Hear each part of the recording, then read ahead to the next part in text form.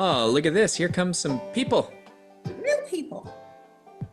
Hello, hello. There we go. Jana, how are my volumes? Okay? They're good. Kim, good enough?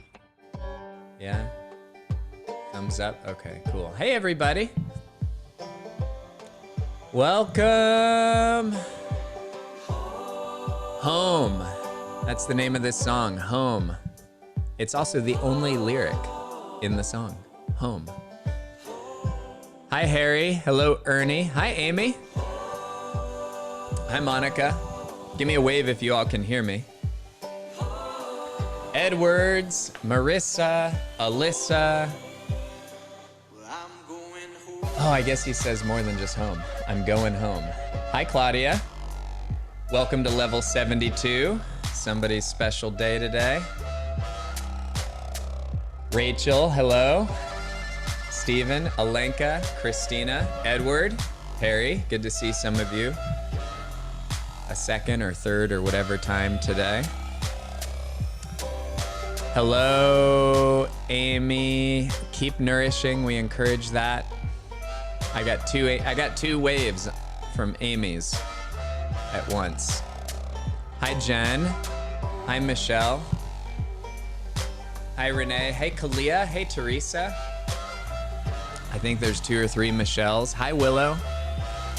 Hello, Rhonda from the future. Rhonda from the future. Hello, Christina. Hello, Alenka. Derek. Hey, Polly. Hi, Robert. Hello, Kim, Maritza, Dr. Wendy, Sherry, Jorge, Dr. Pretty, Berta, Matt, Dr. Karen. Hi, Leslie. Hey, welcome, everybody. Okay. If you all would like to take a communal inhale, you can breathe it in. And an exhale. Another big inhale. And another big exhale. And one more big inhale. Here we go.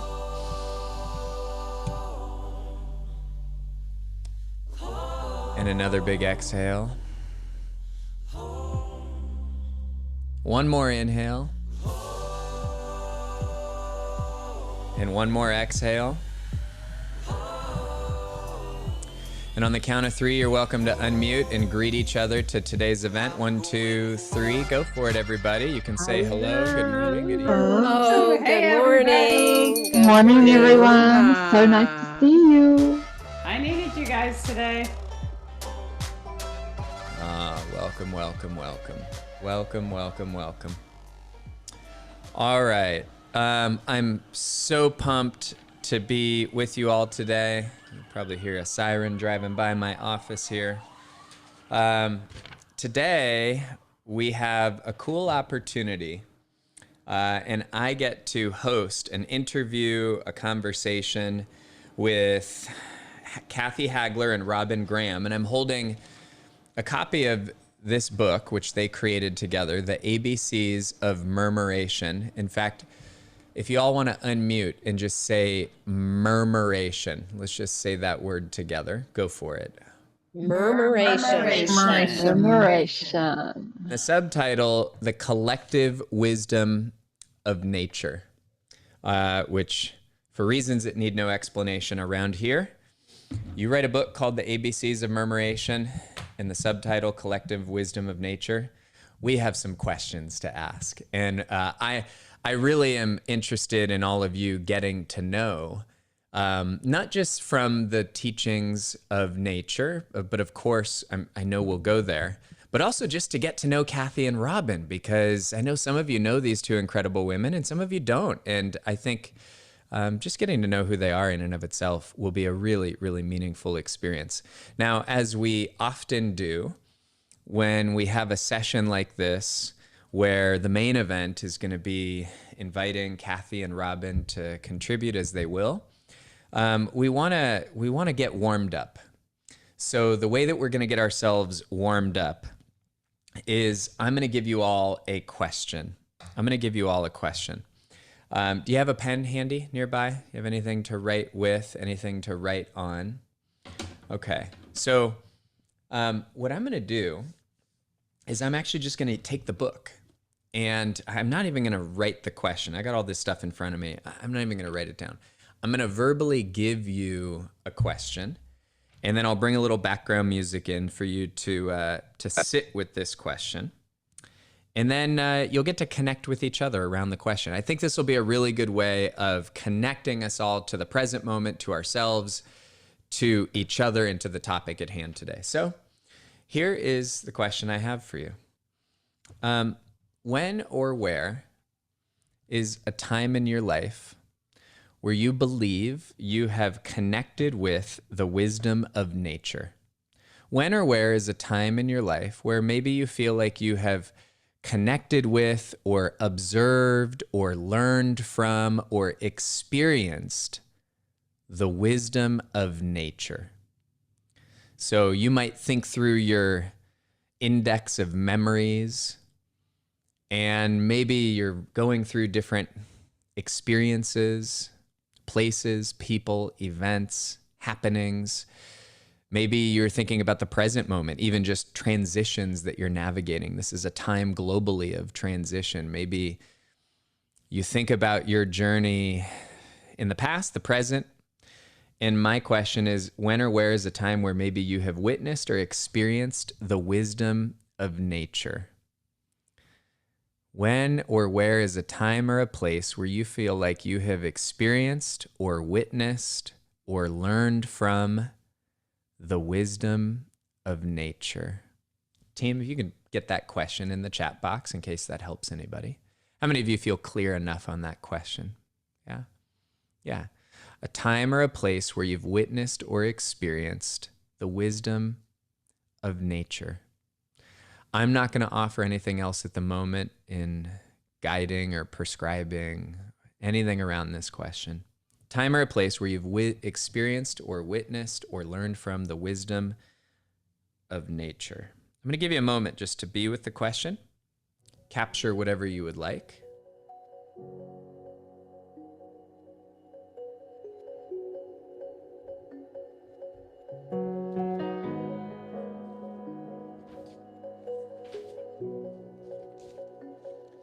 Is there a story, a specific example? What happened? What did you see, hear, feel? What's the lesson? What's the gift?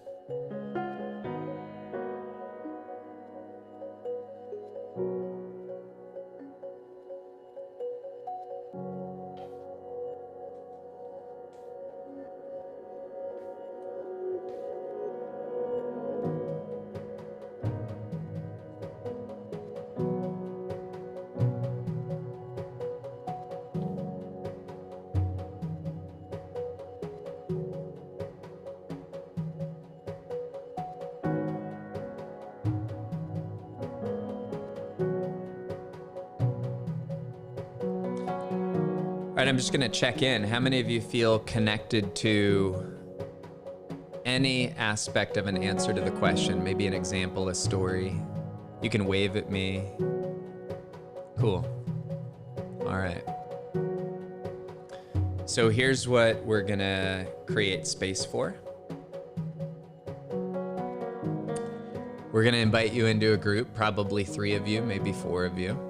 And in that group, would love to give space for each person to express any answer they have in response to the question, a time you've witnessed or experienced the wisdom of nature. And that's it, just space to be seen, to be heard, to hear, to see, to learn, to listen. If somehow you get all the way through in about 6 or 7 minutes that we're gonna give you, you may choose to follow on in what can you notice or learn? Are there themes or patterns or inspirations that emerge from each other's answers? Whatever you would like to make the time and the space meaningful as a group. Y'all ready to rock and roll? Okay, here comes the blue button. Just about 7 or 8 minutes total in your group. So be mindful of space for voices to contribute. We'll see you in a little bit.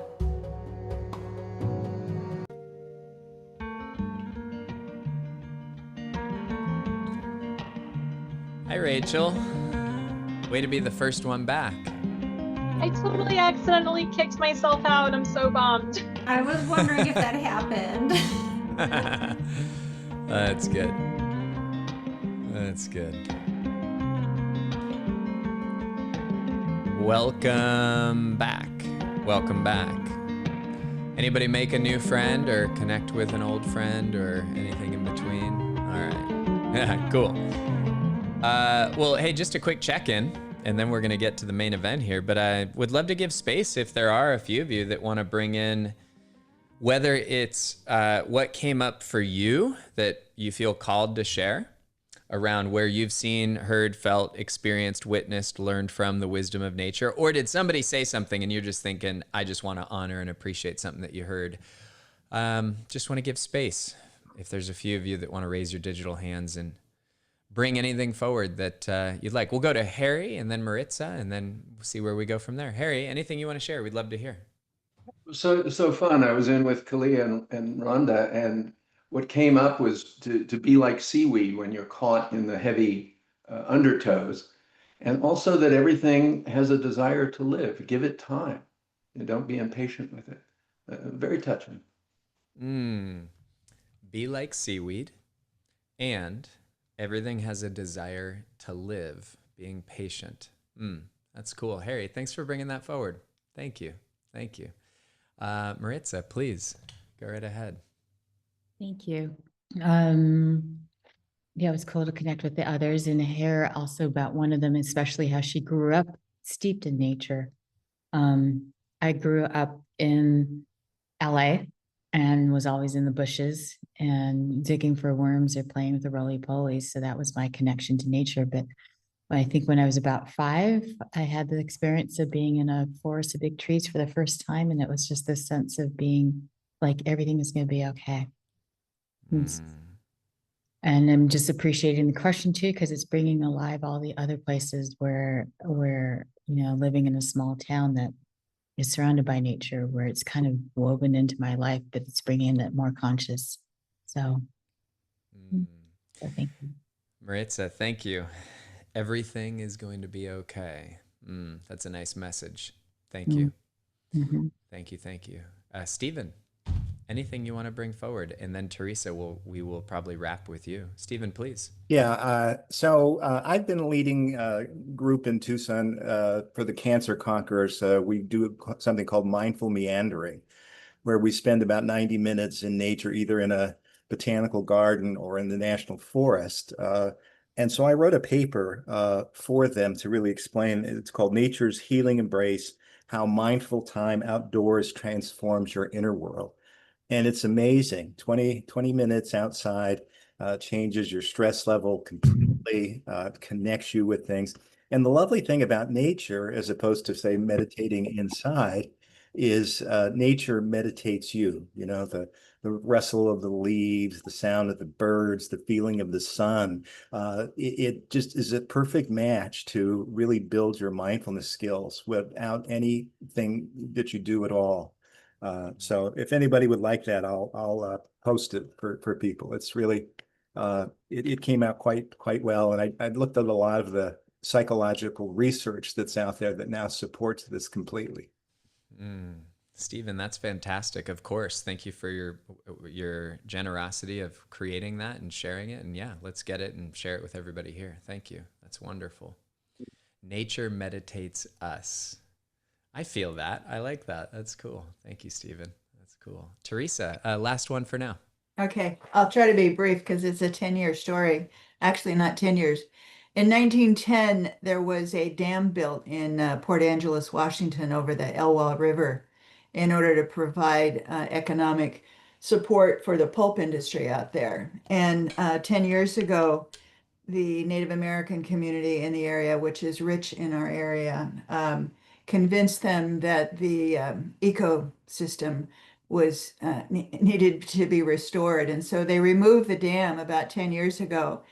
And the story I just want to share is that nature knew exactly what to do to rewild the area. So the salmon are running and the Native Americans have access to the salmon that had been robbed from them, et cetera. And so it was really a matter of just getting us humans out of the way and getting so-called progress out of the way and be in partnership with nature and just let her do her thing.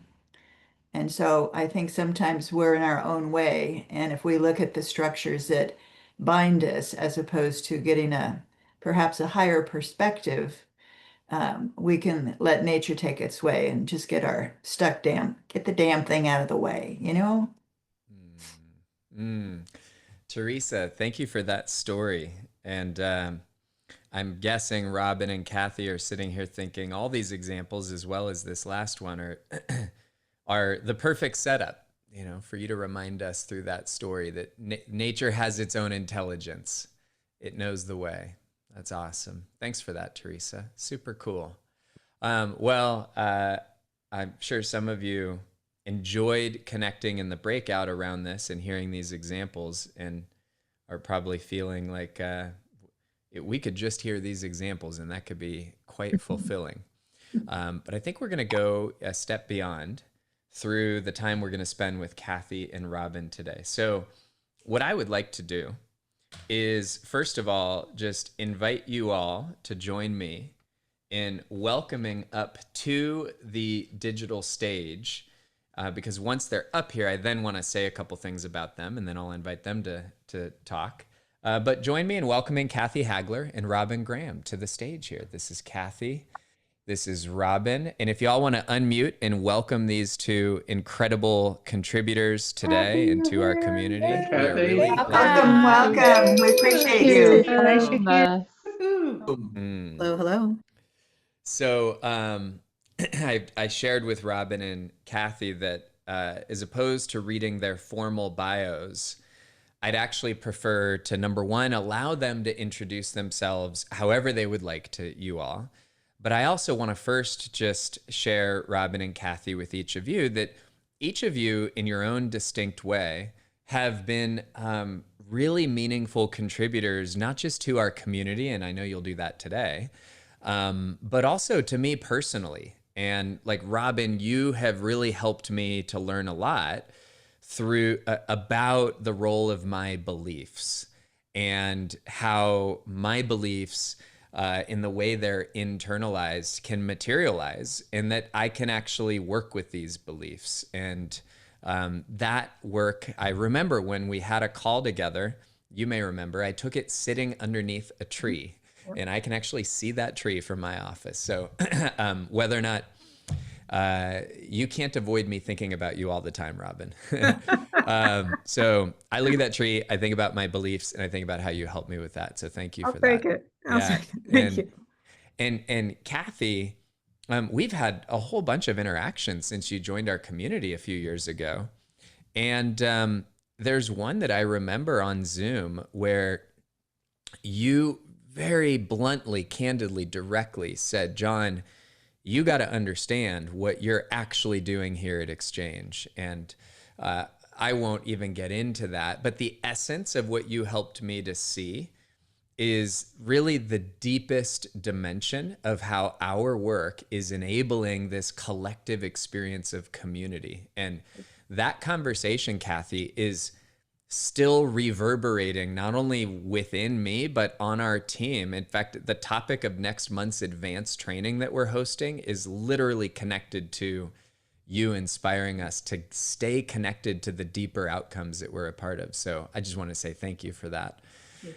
Okay, now that's me saying what I'm going to say, but I'd actually love to invite each of you to share with everybody here, Robin and Kathy and Robin, however, whatever order you want to go in. What would you love everyone here to know about you, who you are, your journey, your work, anything at all before I come back to you with questions about murmuration and nature and all this stuff? So would either of you like to go first? Kathy, why don't you go? Okay, I'll start off. Well, thank you so much. To be part of this precious community is so meaningful to me. I really love being part of the community. Just a couple of things. I've been a consultant for 40 years, and the reason that I got an Xchange was, number one, Robin invited me. So she invited me to come. She found you. And so what happened was, when I came here, I found out that there was a way to do facilitation to get people's hearts and minds to come together in a collective wisdom. And so I started looking at this and saying, I don't see that in organizations. I don't see their hearts and minds coming together. I mean, I worked on strategy and culture and all kinds of things, but I see it here. I see it with this methodology. I see the choreography. I see how we come together with hearts and minds. And so all I was missing was, so it came to me that one of my clients said, we need two things. We need somebody to help get our people all dressed up and prepared to go. Well, that's what we do here. And then what we're missing is, so where are we going? What does murmuration look like? What's our legacy? How do we fly toward that? So when Robin and I came together, and I met Robin because I took all the classes of Psych-K, and I found out it's all about changing our beliefs. And so I said, Robin, do you want to write a book? And that was like my fourth class that I took from her in Detroit. She said, what? I said, you want to write a book? And so we started writing a book, and we've been writing the book, and we've loved it. And it's just, you can't do it without shifting your beliefs. And you can't do it without what Exchange is doing. So with Robin and Exchange and the birds, we're in good shape. So thank you so much for having us. Robin, Thank you, Kathy. were you shocked when I asked you to write a book? No, Kathy. And that's thank you, Kathy. And thank you, Jon. And everyone that's here. It's an honor to be presenting and talking with you all. So Kathy and I together probably have 80 years of consulting experience. And one of the things that we came at it from different angles is she always worked with culture and teams, and I worked with the individuals and then to teams. And so it was a natural match when I met Kathy. And I think I called her in because I wanted to write a book, but I didn't want to do it by myself. And she showed up in one of my Psych-K workshops, and she was already writing her first book. And I thought, oh, she might be the one. And then she asked me to write with her. So it's been an honor. It's been a multi-year process, but we've been honored to work together. And my background was really in technology. And so, and we can talk later about the impact of technology now, but I came from really the left brain technology world and learned that I have a right brain and creative side. And my experience with what we've written about and my joy of always being in nature, I loved nature in all forms. And so to bring all of that together has been just magical for me and our experience. And there's more that I could share, but as Kathy said, I love and am inspired by Exchange and what the Exchange group has created, and Jon, you and Adair and your team, because it is a community of heart. And that is critical as we move forward in this chaotic world we're in, that we all remember that we are the heart and the love that is energetically shared with others. And we can make a difference just by maintaining that beautiful space within ourselves. It will bubble out to others. So thank you for letting us be here. Robin, thank you. There's a few things that each of you shared that I think are a great starting point. So you just alluded, Robin, to you have a background in technology. And my first question for either or both of you to respond to is kind of a sort of a purpose question related to your book. And really what I would love for us to start with is this moment in time that we're living in. This is a moment in time where many of us are either concerned with, overwhelmed with, or at least aware that technology is doing a lot of crazy things with us, to us, for us, who knows, right? I'm of the bias in the opinion that tapping into our collective human capacity is like, it's the original technology. That's my opinion. And I'm here to reveal all these biases. But I want to know, how does each of you see the relevance of nature's wisdom in today's world? Like, how do you see the intersection between why we need to be tapping into this idea in this modern age? What comes up for you when you hear that question?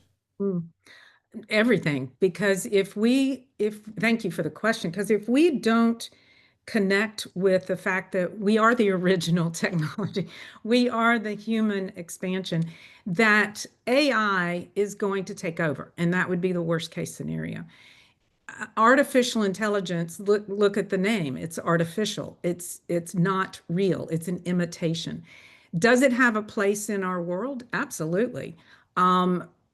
It can, and it has proven that it can take data, it can do analysis, it can do algorithms, et cetera, to determine best outcomes, or to, we've used it for editing and for ideas and stuff. So it's great for that sort of thing. What it doesn't do is it doesn't have the multiple energetic intelligences that we have as humans. So we have a greater capacity than technology is ever going to have. They're trying to mimic it, but we can't mimic humanity. And so we've got to make sure that we don't lose our humanness to artificial. And I think one of the things we forget, because we don't talk about it that much, but there's artificial intelligence, but as a human, we have relational intelligence, emotional intelligence, social intelligence, spiritual intelligence, which is a lot of which you guys don't use the term, but it's a lot of what Xchange does, which is self-awareness, emotional stability, belongingness, humility, compassion, being kind. All of that is our organic intelligence, our human intelligence. There's, a beautiful book by Dana Zohar that's multiple years old now called Spiritual Intelligence, and it's just phenomenal. So, where we look at it is you take all of that down, and it's all about human beings, and we have energy and we have feelings. From those, we can create the future in a new way. And so this bounces off to something we talk about in the book, which are 4 fields of human energy. And just to highlight the 4 fields, first one is me, which, again, the ABCs of Murmuration, we're going to talk about what ABCs means later, but me, we, us, that's the idea, is we're moving from me, an individual, to we, a small team, to us, a collective. And so the me is the energy of doing. The we is the energy of interaction, relationships and interaction. And us is the energy of meaning and purpose. And then the 4th field is the convergent whole field, the magic of what happens when this energy of collective wisdom comes together. And we call that the murmuration or legacy. And so I can expand further on the 4 fields if that would be beneficial. Well, I'd love for you to do that if you'd like to. If you want to do that now, please. Okay. All right. So Kathy, how about if I take the first field, me, and then you take the others? Okay. So field of me, the field of doing, this is really about action.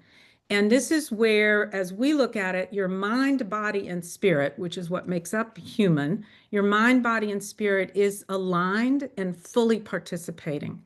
So it's not just motion or movement, it's intentional. What do we need to move forward for, why, how, etc.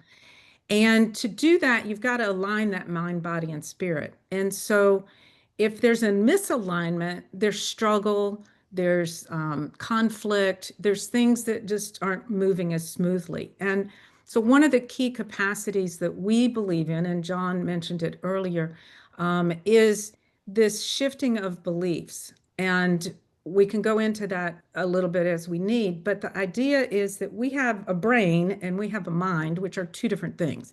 The brain is like the hard drive, it's the equipment, and the mind is like the software. And we upgrade our hardware all the time, but we tend not to think about upgrading our software, our personal software. And we know that if we have a really expensive computer, but we have buggy software, you're going to have not the outcomes you want. You're going to have frustration, et cetera. And so one of the key things that we bring in is you've got to start with the me who is the doing piece, but it has to have an inner world transformation. Our inner world creates the greater whole. And there's a lot to this. You had Bruce Lipton on as a mentor interview that's in the lab. Everybody, if you haven't listened to that, go listen to Bruce because he's phenomenal. But he explains in a beautiful way why transforming our inner environment impacts a greater whole. So I won't go into that, but that's a place that you can find more about it.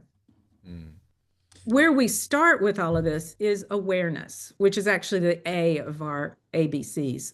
Awareness is your starting point, but if you aren't aware, you can't change. So awareness is the starting point, yet awareness doesn't create change. You always have to do something else. We see it as critical to partnering with the subconscious, which is the powerhouse. That's where change occurs. And so one of the processes that we bring in that makes what we're bringing to the field different is instead of just telling people change your beliefs, we actually include a methodology that in a very efficient and effective way creates change called Psych-K, PSYCH-K. And it allows you, it's a combination allowing you to blend psychology, neuroscience, kinesiology, spirituality, all together to create an effective shift. And so the idea is if the me, who is the doer, doesn't have a belief, or maybe they have a belief, I'm not good enough, people are judging me, then they're not going to step up and act in a relationship, act in the interaction the way they need to in order to create change. And so we want to start with that individual, the field of me, the field of doing, and create change there first before we move into the other fields, because it's all starts with that individual, knowing you belong, knowing you're responsible, etc. So I'll shift that over now to the second field. And Kathy, if you want to add to that. Thank you. The field of me is really focused a lot in our book because it's really getting almost an internal murmuration, an internal alignment with your mind, body, and spirit. And because me is always me. Me is me when we go into we. Me is still me when we go into us. Me is always me. And I think sometimes we forget that. We forget and we think, well, I'm going to be different because I'm going to be part of a team. You're still me. And one of the things that's important here then is thinking about, so when you go into the field of we, and that's the field of interaction, it's also the field of relationships. So when me connects with another me, like when I met with Robin, the two me's connected, we became a we. And what we does is that's how our doing brings us into relationship. So what I'm doing and what Robin is doing brings us into a relationship or interaction. And so what happens in this interaction? Well, we do a really important thing. We move. We move forward. We start the seeds of collective wisdom. So I put in my we, she puts in her ideas, I put in my ideas, and we start movement. So in this field, we co-create energy. Collaboration becomes more than coordination. It becomes collective movement. So Robin and I didn't know each other very well, but before you know it, we got together. I mean, we started moving collectively together.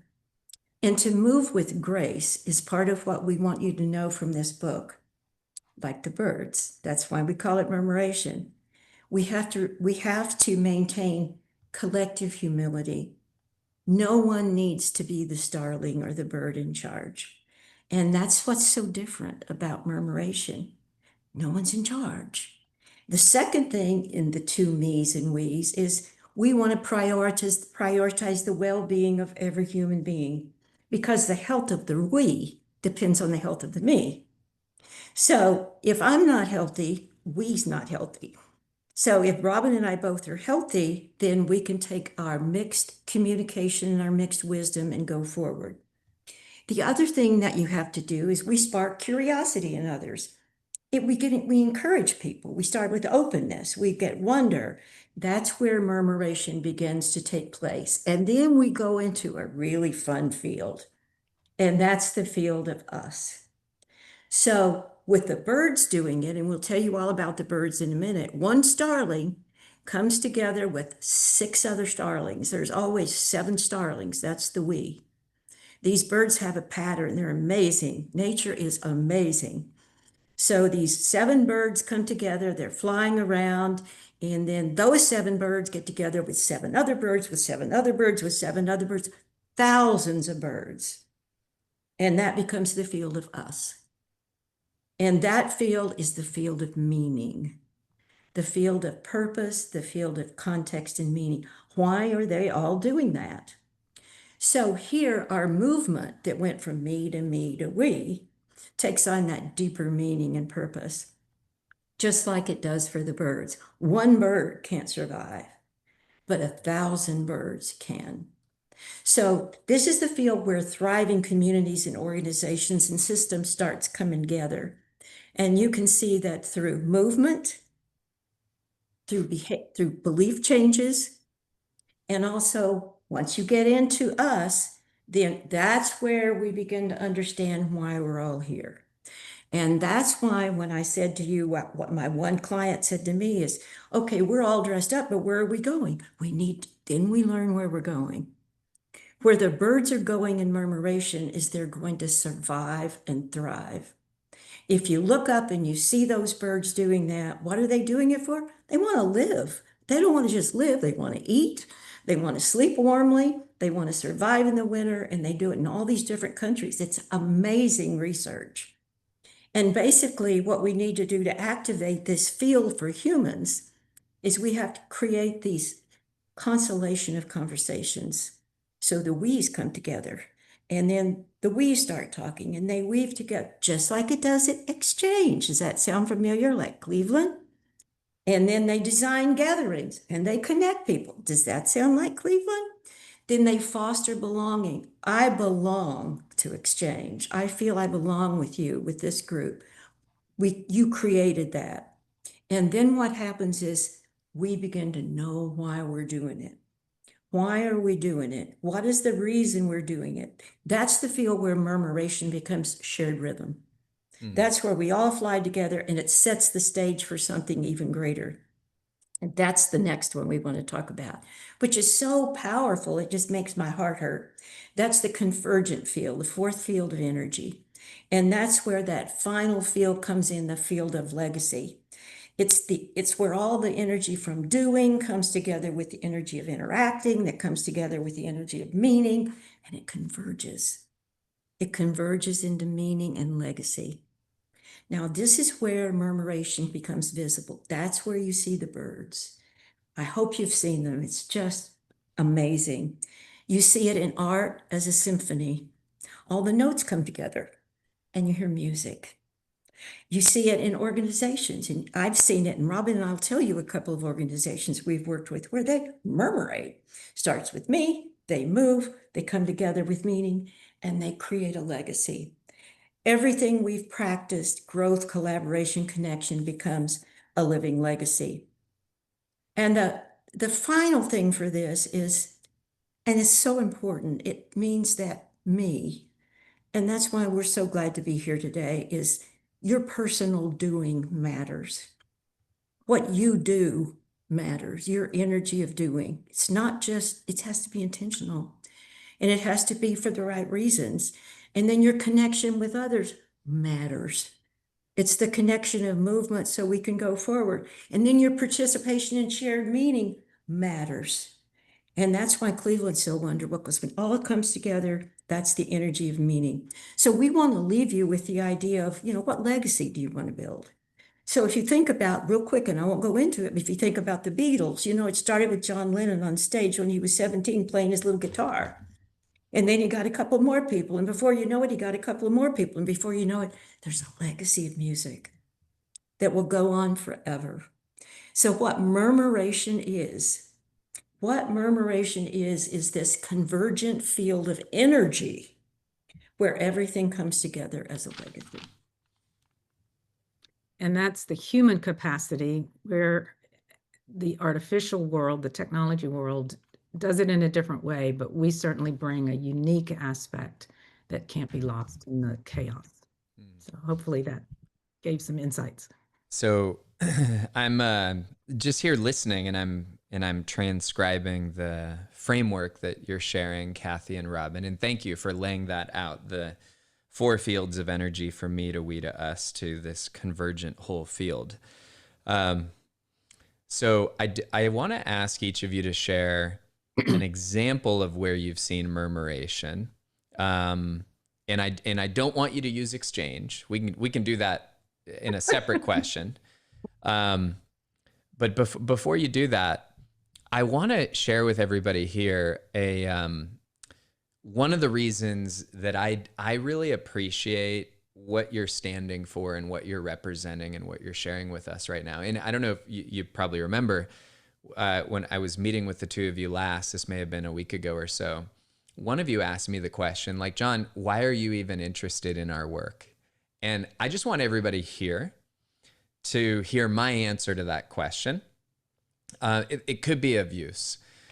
I'm of the perspective that when I look at some of the friends of mine who put on events, partners of ours who sometimes we are and sometimes we're not actually helping them to design their events, and I look at just these communal gatherings, period, that are being designed, but I can tell looking at the design that something really essential is missing. I actually had this was after I talked with you. I had an experience last week. Kim, you were on the call with me, where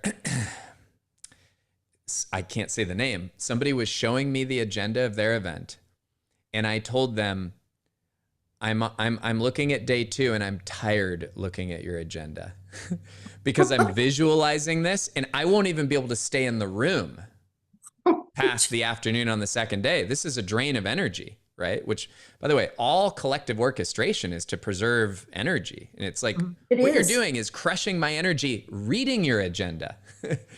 And what I shared with the two of you last week is that whether it's how to design an experience that actually honors what's available in a room or how to facilitate it, there is nothing that has been more meaningful to me. Like, Robin, you called out Dana Zohar, her book, Spiritual Intelligence. That book went with me in my backpack for 6 years between 2017 and 2023. I have slowly read every page of that book so many times. Because in my opinion, the thing that makes somebody an exceptional designer or facilitator of a truly beautiful symphony of strengths, a real orchestration of the best of what humans can do, they have to have a deep interest in this intersection between me, we, us, and this collective. You have to be almost paranoid about it. You have to be insatiably curious about, how's my energy affecting the whole? How are they affecting each other? What can I actually sense at the scale of the system right now? Like, as I'm talking to you, I'm on gallery. I'm literally trying to tune in to 60 people to see how are they resonating or not. You have to be concerned about these levels and layers when a group comes together if you really want to be able to create the greatest impact. That's my opinion. When you said, Jon, why do you care about this? So that's me doing my biggest enrollment I can for why around here we should care about this stuff. Yeah. I want both of you to give, or either of you, a story of murmuration at its best. Like, give us an example, a real world example of where you've seen murmuration in an organization, community, anything. And I don't want it to be an exchange example. Either one of you want to go first? Kathy, you want me to go or you want to go? Sure. Robin, why don't you go first? So I'll just give it as a super simple example, because sometimes we think it's got to be these big organizations. And what we realized is that a murmuration can occur in a family unit. It can occur in a small group. And so what happened when Kathy and I met and decided to write this book is we realized we couldn't do it by ourselves. And we joined with 2 phenomenal project managers who are actually on the call here, Kristen and Marissa. And the 4 of us through the years have discovered our strengths. We've discovered the benefit of our starling behaviors, which we can go into, but basically where we need to step up to initiate action, where we need to step back so somebody else can show their strengths, and where we have the joy of stepping together to see the outcomes that we've imagined come true, like being on this call with you. So over the years, what's interesting is there were several other people involved, but there was a mismatch. So they kind of came and went. But we kept our core group. And then we've added different people as needed. So there's a fluidity, a flow to this team that we've created. And we've kept the core group, but the murmuration is there, and we bring in other birds as we need, and anybody that seems like a hawk that we don't want, we invite them to not be with us anymore. So that's a super simple example. Rather than thinking it's got to be organizational, it can be a family unit of murmuration also. Well, I have a lot of stories. Actually, I don't have a lot of stories. I wish I did. I have about 5 stories where I think murmuration occurred. And I wish it would have occurred with every one of my clients. If I'd been doing my job, of course, I didn't know what I know now, but I would have had all of them with a legacy. And I would have had all of them using the exchange methodology to get their people ready to create it. So I would have put those 2 things together. But let me tell you one that worked. It's one of my favorite murmuration story. It was so if you think of the birds flying in the sky, this beautiful, graceful, natural phenomena, we call it the legacy of the starlings. They've adopted those behaviors and that movement and those principles that we have researched, and we have them in the book, where they've discovered how to do this energy of convergence. And so we want to share with you this example. So I was invited to coach and consult with 100 Benedictine nuns in the mountains of Idaho. Well, number one, I'm not Catholic, so I couldn't even spell Benedictine. And so that wasn't good. And I could spell nun, so we got that far. But I thought they all wore habits. Well, they don't. They wore used clothes, they had used cars. But I came in with long dangly earrings and I wore yellow. And they said, wow, who are you? So we kind of started off like that. But what I found out, they're in the remote mountains of Idaho. And many of the sisters had been there over 50 years. And their age was no longer allowing them to be teachers and nurses. And that's what it paid for the running of the monastery. There was 100 of them. And so they knew that there was something going to have to happen. There was going to have to be a change. There was going to have to be something big to change. Essentially, they wanted to have a legacy of survival and thriving. They really wanted to stay. And by the way, the nuns report directly to the Pope. It's a fascinating group. So the prioress, which is Sister Clarissa, her intention to me was, we want to survive, Kathy. And we want to prosper as a monastery for another 100 years. And so she began with the transparency. She let everyone talk. She wanted the sisters to understand the situation, what they needed to do, and their future needs, and how important it was that they heard every voice. She urged the sisters to stay open-minded and through prayer and their wisdom, but use their voice. And they really weren't used to doing that, but they started. I loved the nuns. One little side story, they used to pick me up at the airport, which was an hour and a half away from the mountains, and they would be 4 of them. And I would say, why does it take 4 nuns to pick up one consultant? And they wouldn't say anything for a while. And then I finally said, well, tell me the truth. And they said, we like beer and grease. And so what they would do is they would pick me up and they would go to the bar and have a beer, and they would get grease because their home food was so healthy when they cooked at the monastery. So picking the consultant up was a dream because they got beer and grease. So anyway, we all came together and we just loved each other, but they came together and they created a convergence. I'm so proud of them. And the convergence of energy and efforts, as they decided through, it was almost a year and a half that we did this process. They decided to build, staff, and host the inn at St. Gertrude. They became the first bed and breakfast in a monastery in the United States.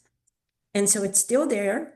And what they do in summary is they all acted as one, just what Jon tells us to do. They act as one to create this first bed and breakfast, and that's where people go. It's a legacy. It's the Inn at St. Gertrude, and it came out of the work that we did when they were murmurating. Now, I have other stories, believe it or not. It's not just the nuns. We did one at Miami Airport. We did a construction company in Dallas. We did, so there's other people that have murmurated, but this one really touched my heart, and it's a beautiful place to go. So if you want to if you really want to get away, go stay at the Inn at St. Gertrude's. That's awesome. Kathy, thanks for that story, and Robin as well. And I want to come back to both of you in a second and kind of double click into, well, there's a pattern that you identify in the book, and you call it stepping up, stepping back, stepping together. And I want to invite you to comment on that. But I want to share a story of my own, because I have lots of examples where I believe what I have witnessed has been extraordinary expressions of a group of people murmurating. But the one that I want to share is one that I wouldn't even have thought of sharing until you pointed out, Robin. Murmuration can happen even in a family. And when you said that, it brought me to an example. I thought, I've never even thought of this as an example of murmuration. But wow, is this a good example? Because my AI chat GPT never could have pulled this off. And for me, it's the story of my relationship with my mother. And many of you know parts of this story. I'm not even going to tell the whole thing, but the short of it is, on May 4th, I was laying in bed, and my mother has been navigating dementia for the past number of years, and she could go at any time, and she lives in California, and I'm here in Ohio. And on Sunday night at 9:30 p.m., I turned to Adair and I said something out loud that I hadn't even finished thinking about it. I hadn't even processed. I said, I'm getting on the next plane. I'm going to go see my mom. She said, okay.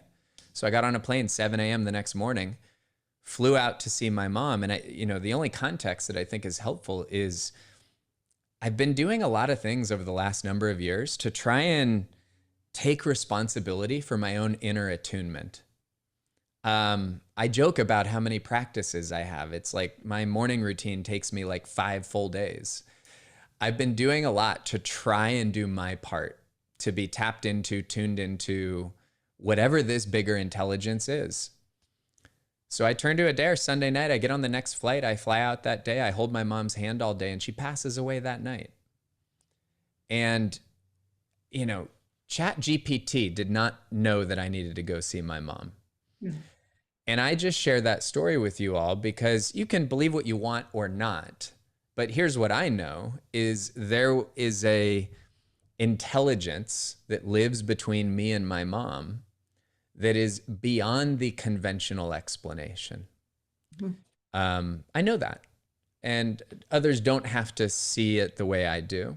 But I think what's available for us as facilitators, as people who care about the groups that we're leading, is not just the processes and the things that are visible, but it's when we invite the best of what is invisible to come alive.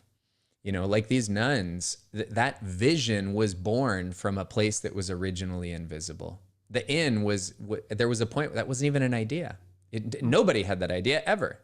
No. That's beautiful when that can materialize like that. Thanks for hearing my example. Jon, I'll pick up on what you were saying, but step up, because what you did in my mind was what we learned from the birds. And that is that they have 3 things that they all do. Now, we put it in human language because we didn't want to say they show off their butt and then they wiggle their wings. We didn't want to tell it like that. So I would have been fine with that. So we put it in human language. But there's 3 things, and that is they step up and they take the initiative. That's what you did, Jon. You stepped up, but you step back and you listen to the universe. You listen to the energy between your mom and you. You listen to the relationship between your mom and you. I believe it's there. And then what happens is you were able to make that move. So what we learned from the birds was three things. And if you go to all the literature on starlings, which is fascinating work, as a researcher, it is quantum entanglement. You're exactly right. That's exactly what we talk about in the book is quantum entanglement. And we talk about the fact that these bird behaviors is one of them. So I'll go real quick, but I got really interested in murmuration and I read the book, the Mozart Starling. It's an amazing book. It just makes you want to just cry. And it's about how Mozart adopted a starling because he was playing his aria. And Mozart couldn't believe that someone was singing the aria he just wrote. Well, he was in the pet shop below Mozart's house. So Mozart adopted him. And so this one bird took the initiative to sing the aria. Mozart adopted him and he lived with Mozart until he died. So you step up to take the initiative like Jon did with his mother. And then the second thing they do is they learn to step back when they get into the we. And they allow others then to step up and take the leadership. And you know, about all the things I've seen in organizations, that doesn't happen very often. You know, the hierarchy causes this not to happen very often. We don't step back. We don't be quiet. I mean, I've learned to be quiet. I didn't even know I could be quiet. I mean, I was born quiet, you know, but I really learned to be quiet. And I think you do it because something matters here. And something's going to move when we come together. And it's not for credit, it's not for control, but it's because your awareness says now is the time to step back. And you know it's the time to step back. So when in a team, step up might say, oh, I see something that needs to happen, but you say somebody else is saying something, you create the space. And you make space for all of them to be leaders. So once that happens, once a starling takes flight, it doesn't cling to control, it yields. It yields, and I love this part, it softens its pace. And it becomes part of the team. It becomes part of the we. It's not the leader. It's not the old goose thing that follow one goose. It's a circle. It's a circle where they step up and they step back and they step together. Lets others follow. This is step up and step back. Step back isn't stepping away. It's stepping with intention. You want to talk about step together? So what happens next, Robin? What happens when they step up, they step back? What happens when they step together? You're muted. Sorry about that. That's where it all comes together. And so to step together, there needs to be mutual trust and respect. And it allows people to really get in alignment with each other. And this is where murmuration really starts to fly, is when we step together. And so the idea is it's really built on this mutual trust and respect with each other. So it's, in order to do it, we've got to stay present. And that's the key for each me. And what Kathy was saying earlier is each me is critical in a we and critical in an us. And so me has to step up, step back, and step together when they're part of we and when they're part of us. So to do a murmuration, it requires all the birds to know when to step up, take that initiative, when to step back, and allow someone else to step up, and then when to trust that movement that we can do this together. And it's about listening and responding and moving and trusting. And then you have this amazing flow that occurs. So yeah. And just remember, just like the starlings, we don't have to lead the whole group. We just have to listen. We have to respond and we have to move together. I want to reflect back, Kathy and Robin, this framework, step up, step back, step together, through two examples that come up for me. And the most obvious way here at Exchange, as a facilitator, we're inviting a group just think about like the breakout room we just had at the start of this call. Absolutely. There's an invitation for everybody to step up. And within that small group, there is simultaneously an invitation for us to step back and to hear each other. And then through the combination of our stories, in some sense, we're stepping together. If you wanted to, any of you could take this framework and look at what we do at Exchange and go, oh, there's so many different ways that that's arguably kind of what we're aiming to enable, right? But I want to give another example that I think for a lot of folks here could have important implications, and that is in a business development scenario. So as you were unpacking this just now, I was actually playing out Kim, I see you on my screen, Kim DeYoung. Kim, who goes everywhere with me right now on all of our business development calls. Kim, you could sell all of our secrets. She's literally spent, I don't know, 100 hours with watching me like navigate, sell, and then supporting me in really cool ways with our most important partners. We had a call a few weeks ago with a woman that I know a lot of you know. Her name is Danielle Laporte and her team.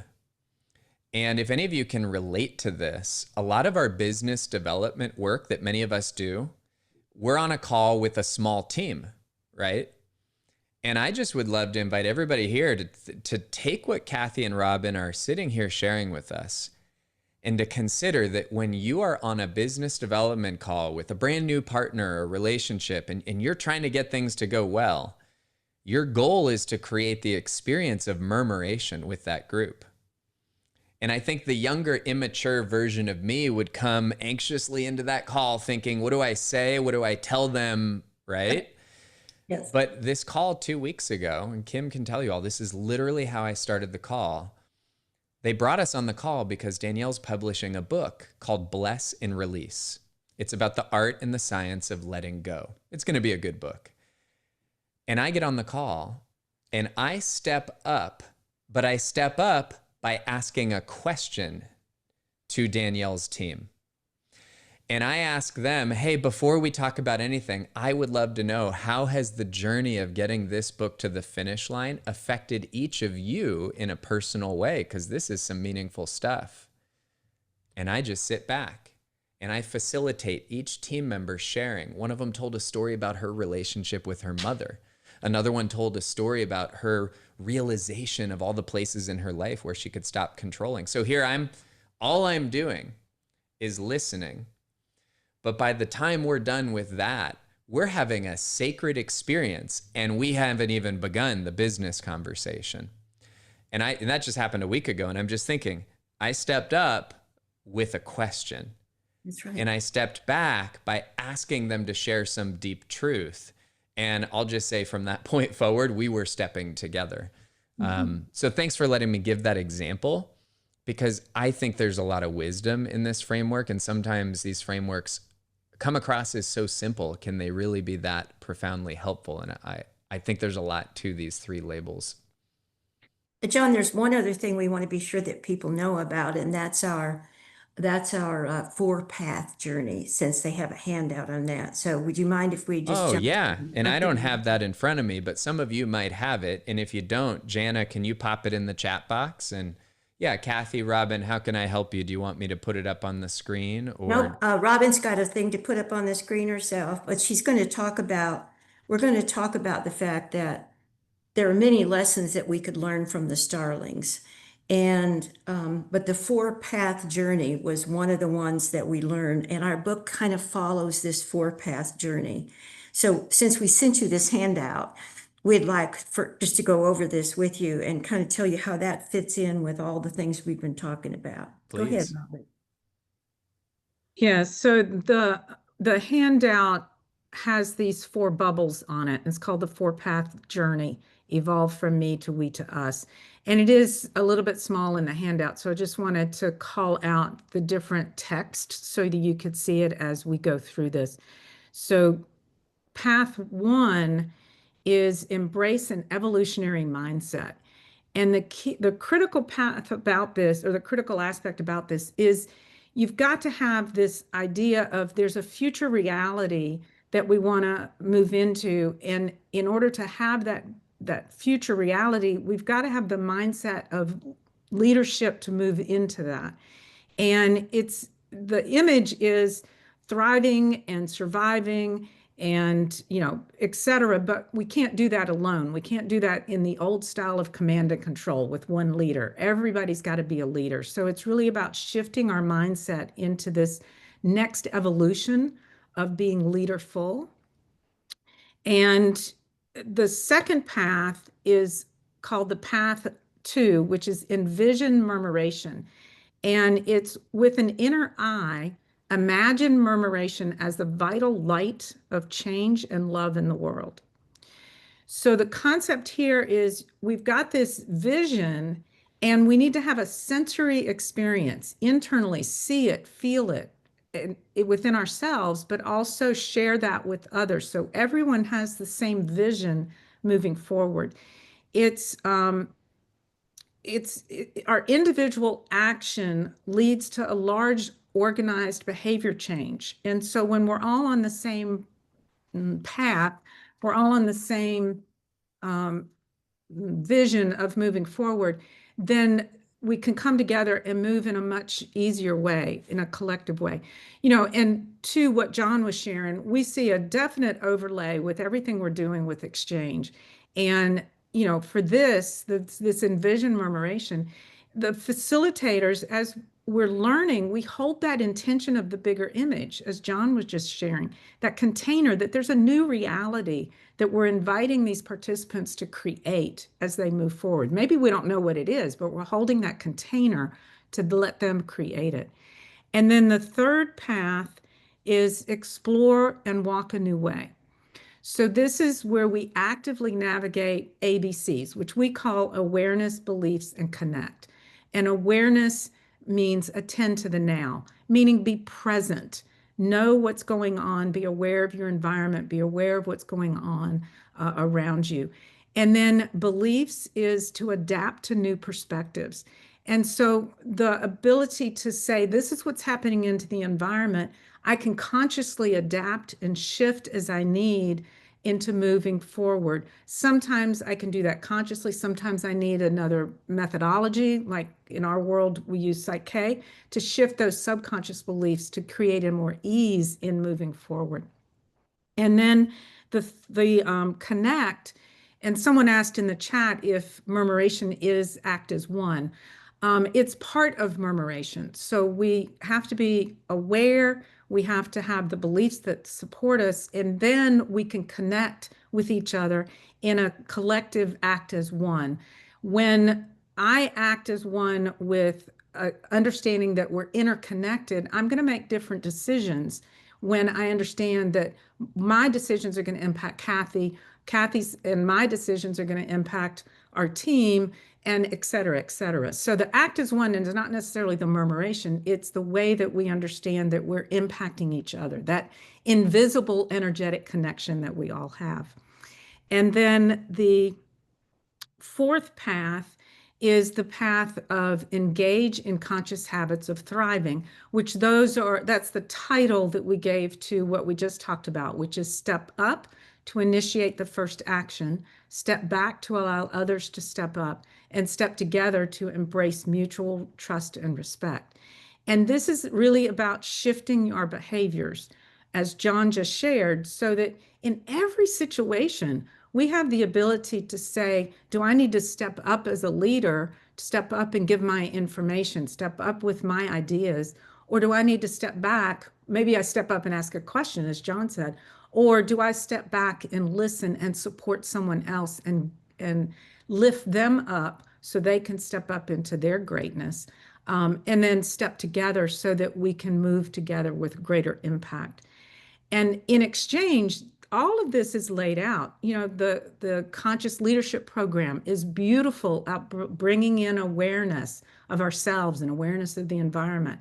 The conscious habits are exemplified in all of the choreographies. And so we see this beautiful alignment between the frameworks that we're offering as well as what we all love about the Exchange choreographies and the community here. Yeah, and I'll Kathy? just say one more thing on that too, Robin. And I think the way we see exchange as a vehicle for enabling murmuration, and basically it's using these paths. And the act is one means start manifesting murmuration. So start the me, the doing, start the we, the movement, start the us, the meaning, and you're moving toward this legacy. So our focus is to really support exchange and exchange support us as we say, okay, what is that bigger thing? What is that legacy? What is that bed and breakfast that they need to do? What is that piece out there that the Beatles are going to do to create that legacy of music? You prepare the people. You get them to act as one. I mean, it's so good. I used to think I was a good facilitator. Then I got in your class and I thought, oh my goodness, I shouldn't have been doing this for all these years. It's so much better what you do, because I was just talking. And all of a sudden, I've learned that's not the way to do it. So it's really beautiful. The exchange gets the people prepared. We start helping get people to see where they're headed. We start helping them through their movement, through their work, to capture that thing of the principles to create a systems model.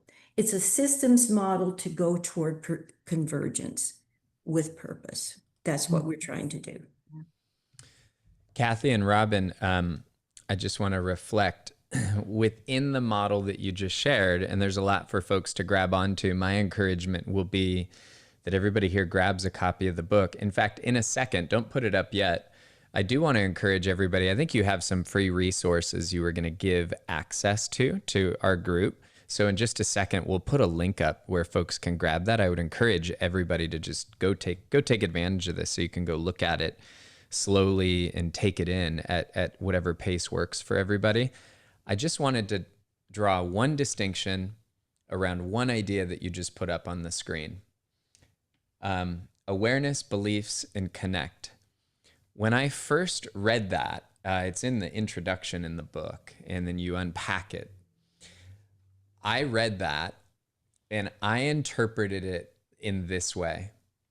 So for me, awareness as a designer of a experience is the awareness to what the group needs, the awareness to what the leaders of the group think the group needs, to what people in the group tell me they need through intake forms, to what I learn they need through my own observation, to what I learn they need from talking to people who are in that group. Awareness as a designer and as a facilitator is an essential first step. And by the way, we cannot stop paying attention to what does a group need up until the very second we start leading that group. Because sometimes you don't get all the information you need until you get closer to that moment of intervention. Beliefs, when I saw that, I actually thought about everybody who's here right now. I thought about our community. And I thought, the hardest thing to do when it comes to trying to succeed with the exchange approach is if somebody doesn't have a lot of facilitation experience, which is not the case with each of you, but we do have a lot of folks who they've not led group processes before. The hardest thing to do is to believe in, and I'll say synonymous with that, is to trust in the group's ability to actually go into these processes. It's as hard, if you've never done it, it's like you're giving up control, you're taking a risk. And it just made me think that's got to be the hardest thing for a lot of our students is you've got to remember, you've got to find a connection to that belief. Fortunately or unfortunately, experience will eventually help us to believe in these processes. Like, oh, you give people a question, you get out of the way and let them actually talk and hear from each other, and they generally will come alive. But that belief, that can get in the way. We can project onto a group that they're not going to like this because we actually have not grappled with our own resistance to things. And then the connecting, acting is one. That's just what happens for us. That's, you invite a large group into small groups, and that is self-organization. That is connecting as one. That is an experience where there's no boss, so to speak. The kids love the word boss. There's no boss in nature, and we purposefully don't most of the time have somebody in charge in those breakout groups. So anyways, I just wanted to reflect back. When I hear that framework, I hear a lot of things that connect to what we are attempting to teach and learn how to do around here. Absolutely. And it applies, in so many different ways. So however we want to frame it, it applies to that. So, yeah. I want to honor the time because if I'm looking correctly, we've got just a couple minutes left, and I'd like to do two things. I would like to first invite everybody here to get a pen and to reflect on a very simple question. There's not one answer. There's not a right answer. There's not a wrong answer. And that is, what would you like to take from your time with Robin, Kathy, myself, each other today? What do you want to, is there an idea, an insight? Was there a word, an image, a feeling, a story that was told, an example, anything at all that you want to remember? What is the gift that you want to proactively remind yourself of right now? I'm going to give you all just 30 seconds. You don't need more than that to really take a look at anything you may have scribbled down or even just reflect on our time together. And I'd love for y'all to take a second to reflect on, capture, underline, put a star next to, rewrite, highlight, prepare your own reinterpretive dance of whatever idea you don't want to lose a connection to. It could be a word that was shared, a concept, an image, a feeling, a possibility, a story.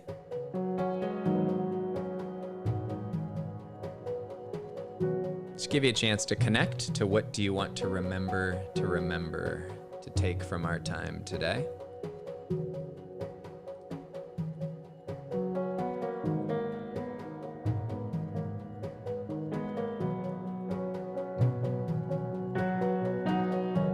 Once you've captured anything at all, either in your notes or in your reflection, you can just give me a wave.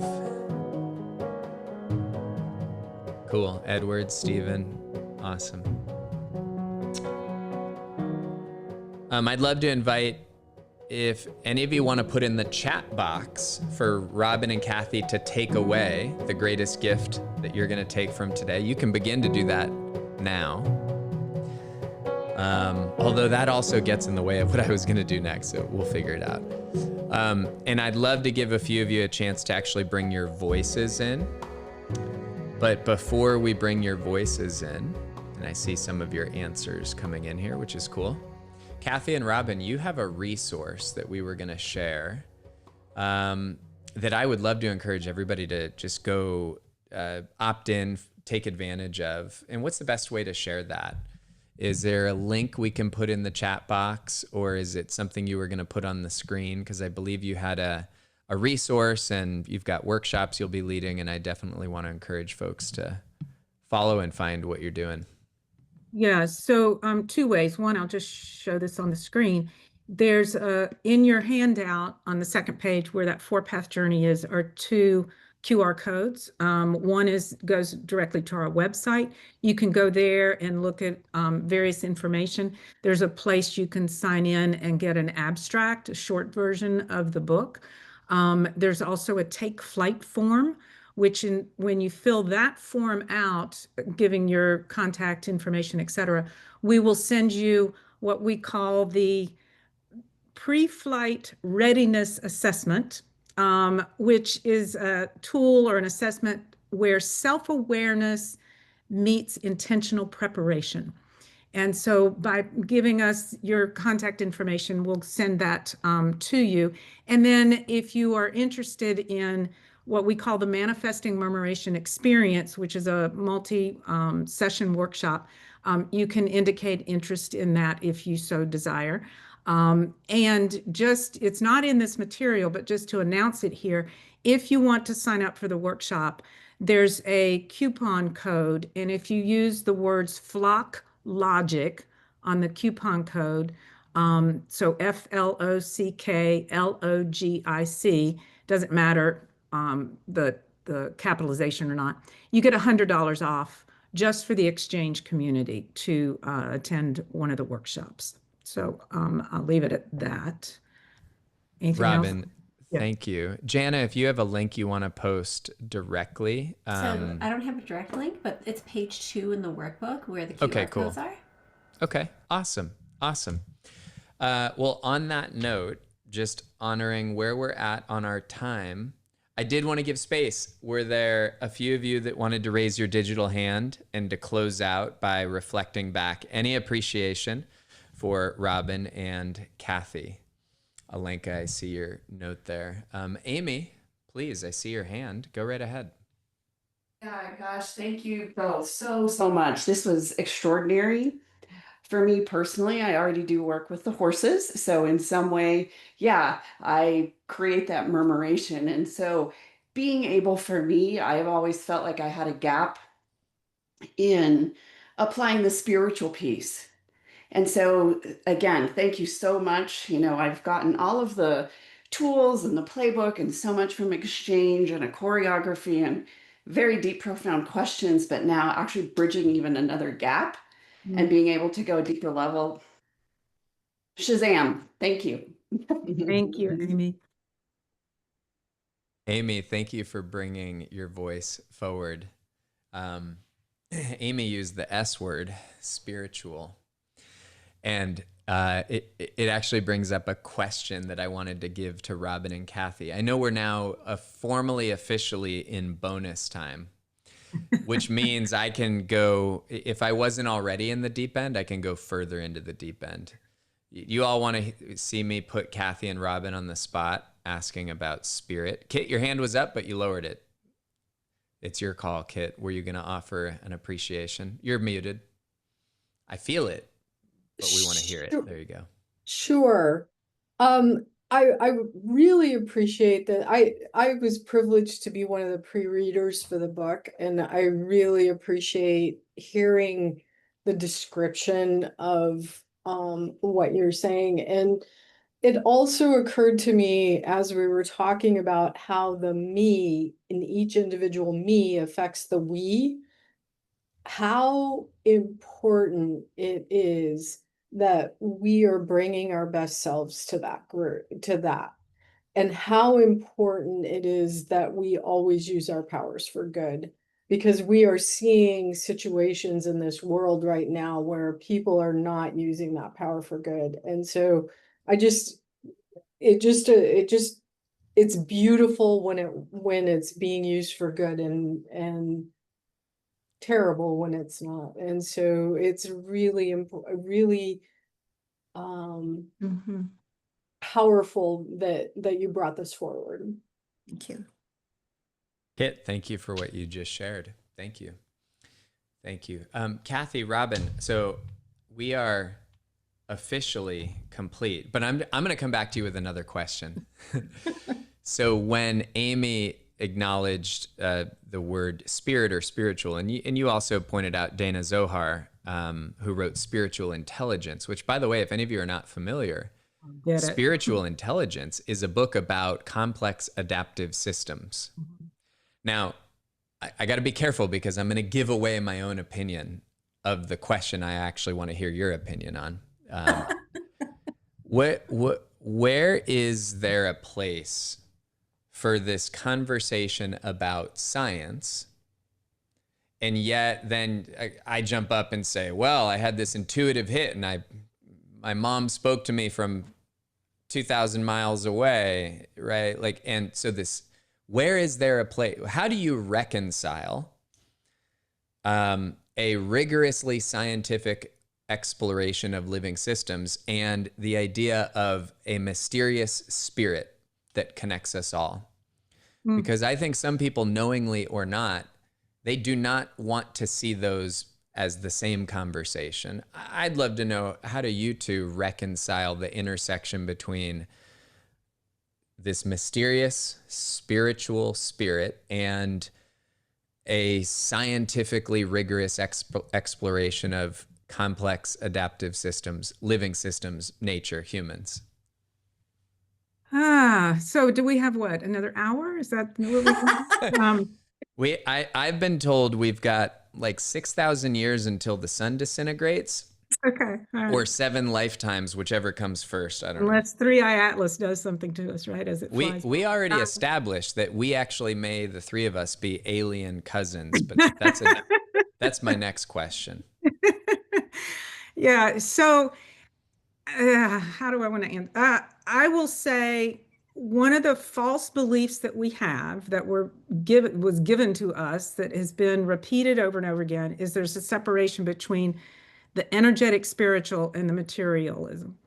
And that was Descartes and religions back hundreds of years ago. That was never true. It was all about, can we measure something? And that became materialism. Even Einstein said there's spooky action at a distance. And that's the spiritual aspect, that's energetically the spiritual aspect. So I've got a lot of information swirling in my head right now, but to bring it down there is no difference between the two.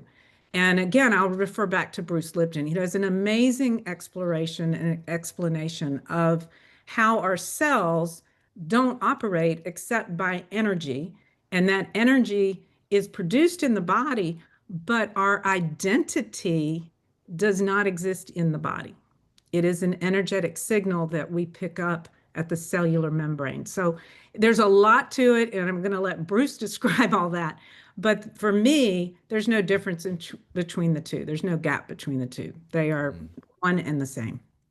Thanks for sharing that, Robin. Kathy? You know, and I understand, we do believe in the quantum theory.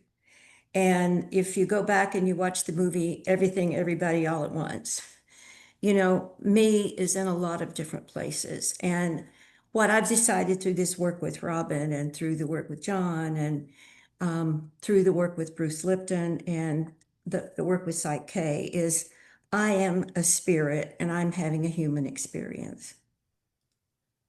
And sometimes I like it, and sometimes I don't.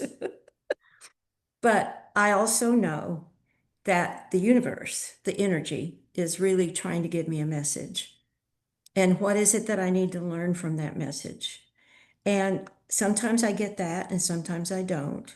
But I really try to be open to the universe, to the animals, to the trees, to the environment. I try to be open to other people. What am I seeing? And that's it. You can call it intuition, but it's an energy thing. It's all of those feels. And if I pay attention, if I'm aware and I'm present in the moment, then I can really believe that I can understand all of that and have the human experience. Thank you, Kathy. Thank you for sharing that. Yeah. The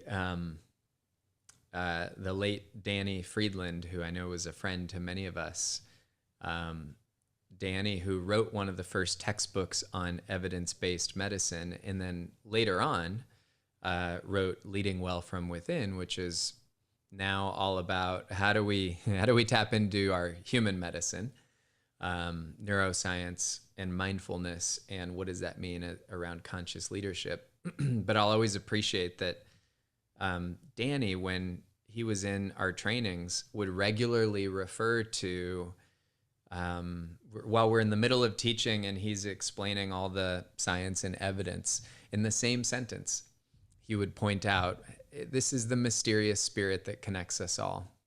Mm-hmm. And yeah, that's something I'm curious about myself. I'm looking at some of the comments in the chat from the moment that I brought that question up. Robin and Kathy, I'd love to come to both of you with one more question, which is my favorite final question. And that is, there's still 41 people who have decided to stay late.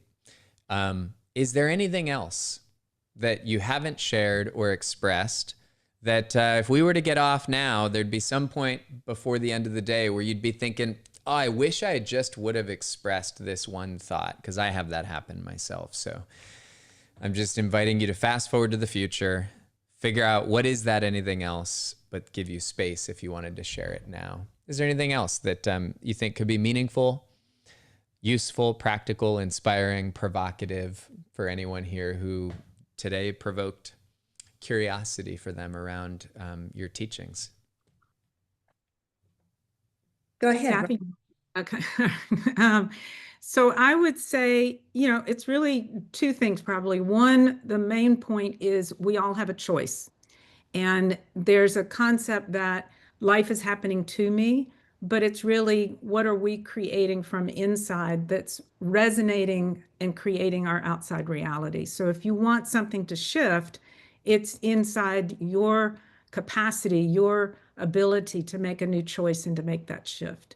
And secondly, I would just say all of what we're doing is inviting you on a transformational journey. So you go from the singular brilliance of me to a supportive strength of we, and then finally to the collective spirit of us. And that's really the flow of what we're inviting you into. And I would just say that I've learned so much from Robin, and I've learned so much from writing the book and from Exchange. And I think what I would say is don't let your subconscious take over. Don't let the fear and the flight and all of those things say, I can't do this, because you can. You have a choice. You really can. And I mean, I really believe that murmuration, and I believe that this bigger picture of legacy, we could have some peace on this earth. And I think we could all do this. We can do this. We can choose. We just have to shift that belief, that little funny person inside. I call her little Kathy. They said, I can't do that. I'm scared. Don't be scared. Kathy, Robin, thank you. This has been a blast, and I'm pumped knowing that a number of folks here are going to dig into your book, get to know both of you better, and probably connect with you here at Exchange, outside of Exchange. This has been really cool. Do you all want to unmute and offer any verbal appreciation? You're welcome to as we make our way out of here. Kathy, Robin, thank you again. You ladies Thank rock. you. Thank you. That was Thank amazing. you. Good luck with the book. Hello, Awesome. Brilliant. So inspiring, beautiful. Thank you. Thank you so much. Thank you, John, for the opportunity and for your team that helped put this together. Of course, of course. Robin, Kathy, as always, thank you. And we'll see you when we see you next. Everybody else, we'll see you when we see you next. Take good care, everybody. Enjoy the rest of your day. Bye. Bye. Wherever you are, enjoy. Take care.